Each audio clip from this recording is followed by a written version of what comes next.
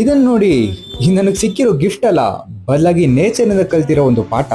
ಜಿಮ್ಮಿಂದ ವಾಪಸ್ ಮನೆಗೆ ಬರ್ಬೇಕಾದ್ರೆ ಈ ಗಿಡನ ಯಾರೋ ರೋಡಲ್ಲಿ ಬೀಸಾಕಿದ್ರು. ಈ ಗಿಡ ಯಾರಿಗೂ ಬೇಕಾಗಿರ್ಲಿಲ್ಲ, ಬಟ್ ಅದನ್ನ ನೋಡಿ ಸುಮ್ಮನೆ ಹಾಗೆ ಇರೋಕ್ಕೂ ಆಗ್ಲಿಲ್ಲ. ಮನೆಗೆ ತಂದು ಕ್ಲೀನ್ ಮಾಡಿ ಅದಕ್ಕೊಂದು ಸೆಕೆಂಡ್ ಚಾನ್ಸ್ ಕೊಟ್ಟೆ.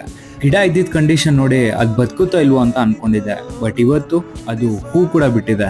ಲೈಫಲ್ಲಿ ಕೆಲವೊಂದು ವಿಷಯಗಳು ಹಾಗೆ ನಾವೆಷ್ಟು ಇಗ್ನೋರ್ ಮಾಡ್ತೀವೋ ಅದಷ್ಟೇ ಬ್ಯೂಟಿಫುಲ್ ಆಗಿರುತ್ತೆ. ಇನ್ನಷ್ಟು ಸ್ಟೋರೀಸ್ಗೆ ಫಾಲೋ ಮಾಡಿ.